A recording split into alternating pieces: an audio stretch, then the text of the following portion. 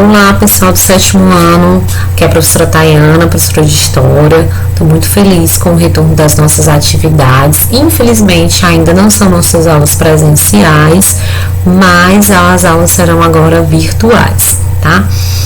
E para os nossos primeiros encontros, eu preparei o material para a gente poder rever alguns assuntos que nós trabalhamos em sala no começo do ano. O primeiro assunto que nós iremos trabalhar é sobre o Império Bizantino, tá? A gente vai abordar aí alguns pontos que foram vistos em sala. Lembrando que esse assunto já foi abordado com vocês, fizemos leitura do nosso livro didático, realizamos atividades tanto do livro como atividades no caderno, fizemos correção de TD, vimos alguns vídeos com relação, por exemplo, à cultura, à arquitetura relacionada ao antigo Império Bizantino. Mas vamos retomar agora alguns pontos importantes. Deixa eu só colocar o primeiro slide para vocês. Vamos relembrar que o Império Bizantino, ele vai ter origem no ano 395 e ele está relacionado à divisão do Império Romano, do antigo Império Romano, quando o Império Romano vai ser dividido em duas partes: o Império Romano do Ocidente, com a capital em Roma, e o Império Romano do Oriente, com a capital em Constantinopla. Então, esse Império Bizantino, ele tem essa sua origem relacionada ao antigo Império Romano. Ele, anteriormente, era uma antiga colônia grega. Com a conquista romana sobre a Grécia, sobre todas as suas antigas colônias, passa a fazer parte do Império Romano, tá? Vamos para o próximo slide. Constantinopla, anteriormente, também era chamada de Nova Roma. Ele acaba sendo rebatizada, a capital, com o nome de Constantinopla, muito em homenagem ao antigo imperador romano Constantino, tá? Então, como eu já tinha dito para vocês, essa região hoje é a capital da Turquia, cidade de Istambul. E fica num local muito bem localizado, né? Entre a Ásia, a Europa, banhada aí pelo Mar Egeu, pelo Mar Negro, também pelo Mar Mediterrâneo. É uma península cercada aí por mares e também por grandes muralhas, né? Acredita-se aí que é o grande segredo para a grande permanência desse império contra aí as invasões bárbaras que ocorreram durante toda a Idade Média. Se a gente for relembrar, o Império Romano do Oriente, ele durou mais de 1000 anos após a queda do Império Romano, em 476. O Império Romano do Oriente, ou seja, o Império Bizantino, vai perdurar aí por mais de 1000 anos, só sendo invadido em 1453 pelos turcos otomanos, tá? Vamos para o próximo slide.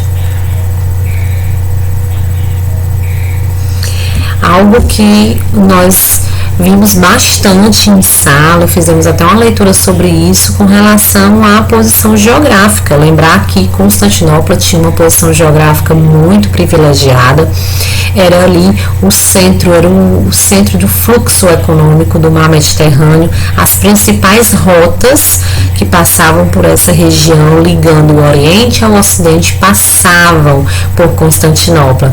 Na verdade, Constantinopla era ali uma parada obrigatória para todos os comerciantes da região.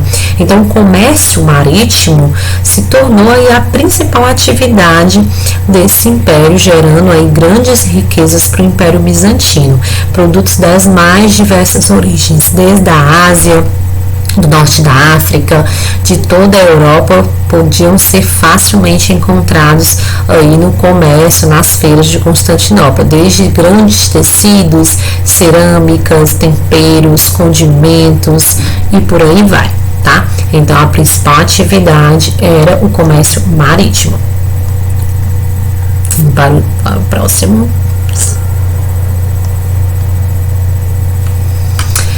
E outro ponto que nós trabalhamos em sala com relação ao imperador. O principal imperador da história desse império foi Justiniano. Justiniano é considerado aí o mais importante comandante dentro da história do Império Bizantino. ele vai ser responsável por uma política de grande expansão para o Império, vai ser um período de grande riqueza para o Império Bizantino, de grande esplendor.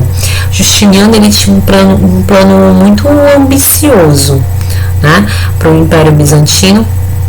Ele tinha aí o desejo de reviver as glórias do Império Romano, então ele vai iniciar uma política de expansão muito violenta, principalmente das regiões vizinhas. A ideia dele era transformar o Império Bizantino no antigo Império Romano. E algo bem importante, lembrar que o Justiniano ele não era visto só como um líder político, um líder militar, não, ele era também visto como o chefe da igreja. Diferente do Império Romano do Ocidente, em Constantinopla, no Império Romano do Oriente, o imperador ele era visto como um representante de Deus, por isso o termo aí que eu coloquei para vocês, cesaropapismo. O líder também era visto como uma figura divina, ele também era cultuado dentro aí da religião. Tanto que, se eu voltar aqui para o slide anterior, eu coloquei aqui para vocês essa imagem do mosaico. Lembrar que o mosaico foi a expressão cultural mais importante do Império Bizantino. E aí a gente tem o Justiniano sendo representado nessa figura, nesse mosaico. E olha o que ele traz aqui ao redor da coroa, né? Essa auréola. Lembrar que isso aqui é um elemento super importante no mosaico. Quem admirava essa arte já percebia que todas as figuras que traziam esse elemento eram figuras consideradas importantes, figuras divinas, e aí no caso o próprio imperador, o Justiniano, vai ser representado dessa maneira em muitos mosaicos que foram encontrados aí no Império Bizantino, tá?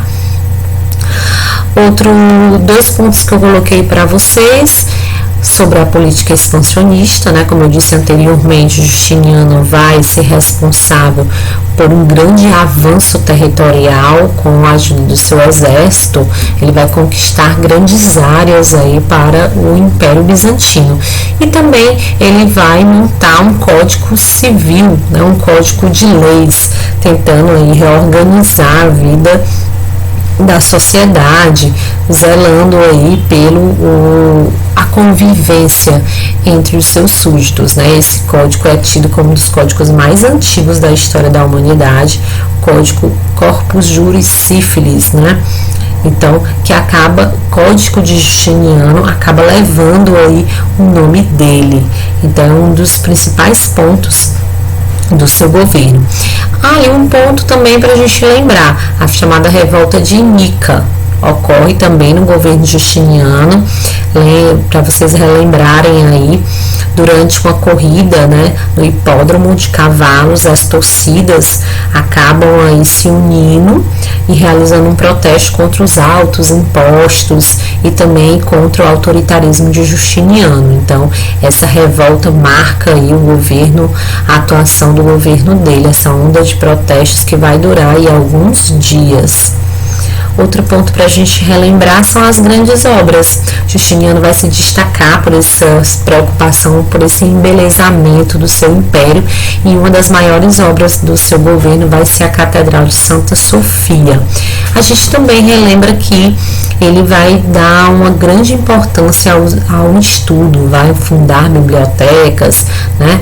Vai incentivar aí leituras, produção de livros e por aí vai.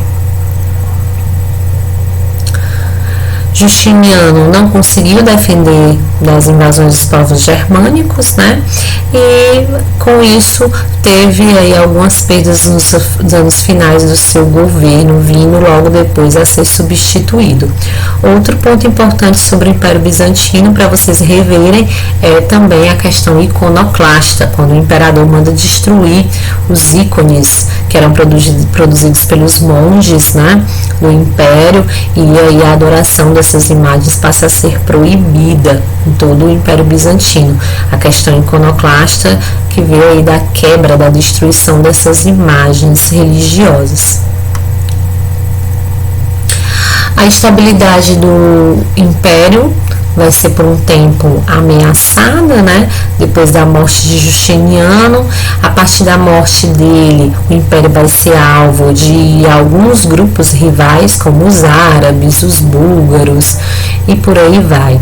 E com a expansão dos chamados turcos otomanos no século XIV, eles vão acabar tomando aí a região dos Balcãs, a Ásia Menor, e vai acabar aí chegando a Constantinopla em 1453 e vão acabar invadindo e tomando e se apossando desse território. Esse ano, 1453, ele é tido como o fim do Império Bizantino, né? O fim do Império Romano do Oriente. E também ele é tido como o fim da chamada Idade Média, né? Baseando-se aí nessa divisão tão tradicional da história. E no final agora da nossa aula, eu quero deixar uma dica aí para vocês. Vocês podem estar acessando o YouTube e coloquem no YouTube Grandes Civilizações. Vocês podem colocar Império Bizantino. É um videozinho pequenininho de 11 minutos no máximo, uma animação trazendo aí os principais pontos sobre o Império Bizantino. Na nossa próxima aula a gente vai resolver um TD, uma atividade que foi proposta para vocês, né, durante esse período que as nossas aulas ficaram suspensas, só questões sobre o chamado Império Bizantino, tá? Então, encontro com vocês na nossa próxima aula. Um beijo e até logo.